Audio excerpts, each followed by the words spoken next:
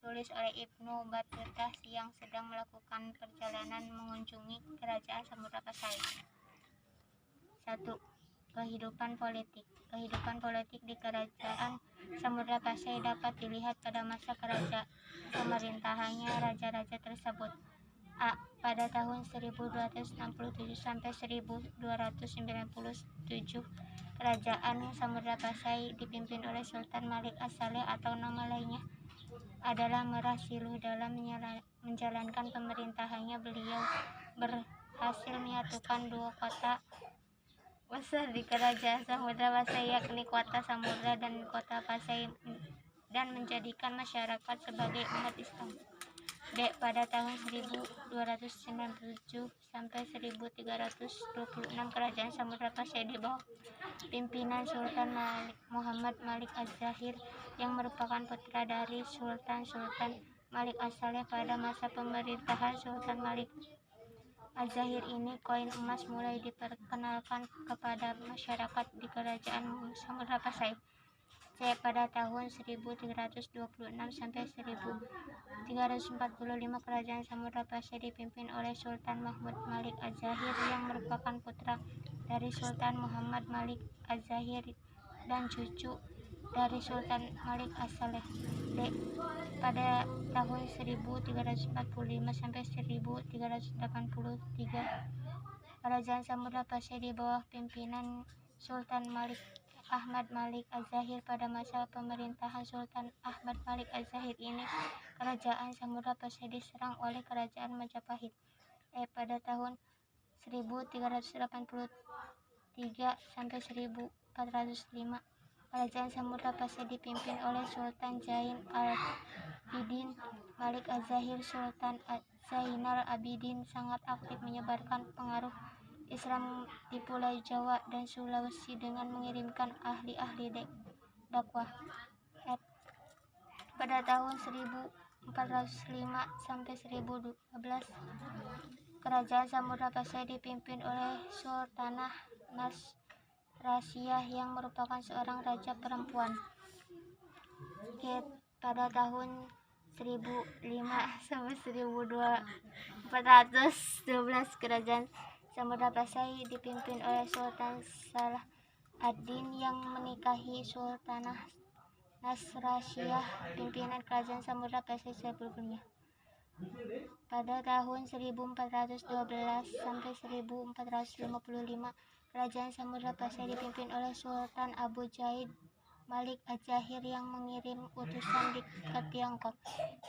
Pada tahun 1455 sampai 1477, kerajaan Samudra Pasai dipimpin oleh Sultan Mahmud Malik Az-Zahir II.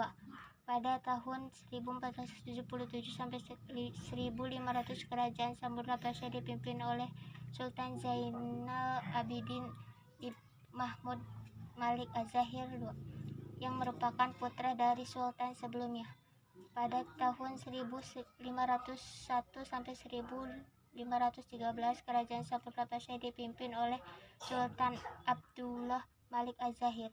Pada tahun 1513 sampai 1521, kerajaan Samudra Pasai dipimpin oleh Sultan Zainal Abidin III.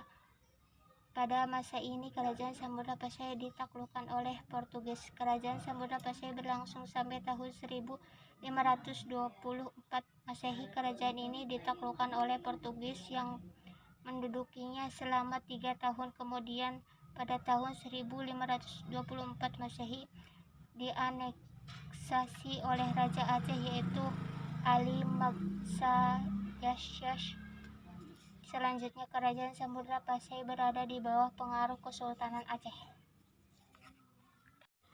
Kegiatan ekonomi. Kehidupan perekonomian masyarakat Samudra Pasai menitik beratkan pada perdagangan dan pelayaran. Hal ini dikarenakan banyaknya pedagang asing yang sering singgah dan menetap di Samudra Pasai. Para pedagang ini datang dari Persia, Arab, dan Gujarat. Kerajaan Samudra Pasai menjadi pusat perdagangan internasional pertama yang mengekspor sutera dan lada. Hubungan dagang antara Pasai dan Jawa berkembang pesat. Para pedagang Jawa membawa ke Pasai untuk ditukarkan dengan lada. Samudra Pasai juga mempersiapkan bandar-bandar yang digunakan untuk A. menambahkan perbekalan untuk pelayan selanjutnya, B. mengurus masalah-masalah perkapalan, C. mengumpulkan barang-barang dagangan yang akan dikirim ke luar negeri, D. menyimpan barang-barang dagangan sebelum diantar ke beberapa daerah di Indonesia. 3. Kehidupan sosial budaya. Kemajuan Kerajaan Samudra Pasai dalam bidang ekonomi membawa dampak pada kehidupan sosial masyarakat Samudra Pasai. Kehidupan sosial masyarakat Kerajaan Samudra Pasai diatur menurut aturan dan hukum Islam sehingga kehidupan masyarakat diwarnai dan semangat kebersamaan dan saling menghormati. Hubungan antara sultan dengan rakyat terjalin baik. Sultan biasa melakukan musyawarah dan bertukar pikiran dengan para ulama. Selain itu juga Sultan juga sangat menghormati para tamu yang datang di Kerajaan Samudra Pasai. Antara tahun 1290 sampai 1520, Kerajaan Samudra Pasai tidak hanya menjadi kota dagang terpenting di Selat Malaka, tetapi juga pusat perkembangan Islam dan bahasa sastra Melayu. Selain berdagang, para pedagang Gujarat, Persia, dan Arab juga menyebarkan agama Islam. Kerajaan Samudra Pasai berkembang sebagai penghasil karya tulis yang baik. Beberapa orang memanfaatkan huruf Arab untuk menulis karya mereka dalam bahasa Melayu. Kemudian karya tersebut disebut dengan bahasa Jawi dan hurufnya disebut Arab Jawi. 4. Pengaruh keberadaan Kerajaan Samudra Pasai. Keberadaan Kerajaan Samudra Pasai membawa pengaruh besar bagi kehidupan masyarakat pada masa itu maupun pada masa kini. Sultan Trenggono 1521 sampai 1546 Masehi. Sultan Trenggono adalah Adipati Unus dan putra ketiga Raden Patah. Pada masa pemerintahan Sultan Trenggono, wilayah kerajaan Demak bertambah luas. Kehidupan politik. Oleh sebab itu, pelaksanaan pemerintahan dan hukum disesuaikan dengan syariat Islam dan keadaan masyarakatnya. Kerajaan Demak termasuk kerajaan yang mengalami perkembangan dengan cepat di berbagai bidang. Faktor-faktor yang mendorong kemajuan kerajaan Demak di antara lain sebagai berikut. Kegiatan ekonomi. Letak kerajaan Demak yang strategis kemungkinan Kerajaan Demak berkembang sebagai kerajaan maritim. Kerajaan yang menguasai beberapa pelabuhan penting seperti Jepara, Tuban, Sadayu, Jaratan, dan Gresik. Dalam kegiatan perdagangan, Kerajaan Demak berperan sebagai penghubung atau transit antara penghasil rempah-rempah di bagian timur dengan Malaka sebagai pasaran di bagian barat. Perekonomian Kerajaan Demak juga didukung oleh komoditas pertanian yang cukup besar dari daerah pedalaman. Dengan demikian, perdagangan Kerajaan Demak semakin berkembang. Komoditas utama perdagangan Kerajaan Demak diantaranya adalah beras, garam, dan rempah dan kayu jati. Kerajaan Demak. Demak adalah kerajaan Islam pertama di Pulau Jawa. Kerajaan ini berdiri pada akhir abad ke-15. Letak kerajaan Demak berada di daerah Bintoro dekat muara Sungai Demak. Pusat kerajaannya terletak antara pelabuhan Bergota dan Jepara, dan awalnya kerajaan Demak hanya sebuah desa dengan nama Gelagahwangi. Lama-kelamaan desa Gelagahwangi ramai dikunjungi orang-orang. Tidak hanya menjadi pusat ilmu pengetahuan dan agama, tetapi kemudian menjadi pusat perdagangan, bahkan akhirnya menjadi pusat kerajaan Islam pertama di Jawa. Desa Gelagahwangi dalam perkembangannya menjadi ibu kota kerajaan dengan nama Bintoro Demak. Berikut ini adalah raja yang memerintah kerajaan Demak. A. Raden Patah 1478 sampai 1518 Masehi. B. Ati Unus 1518 sampai 1521 Masehi. Perekonomian kerajaan Aceh cepat berkembang karena didukung oleh beberapa faktor sebagai berikut. Tetapi ibu kota kerajaan Aceh yang sangat strategis yaitu di pintu gerbang pelayaran dari India dan Timur Tengah yang akan ke Malaka, Cina atau ke Jawa. 3. Kehidupan sosial budaya. Struktur sosial masyarakat Aceh terdiri atas 4 golongan, yaitu suku kaum bangsawan yang memegang kekuasaan pemerintah, sipil, mengaku kaum ulama yang memegang peranan penting dalam keagamaan, hubang atau lubang para prajurit dan rakyat biasa. Antara golongan Ruku dan Teruku biasanya sering terjadi persaingan yang kemudian melemahkan Aceh. 4. Pengaruh keberadaan Kerajaan Aceh. Kerajaan Aceh merupakan salah satu kerajaan besar di Nusantara.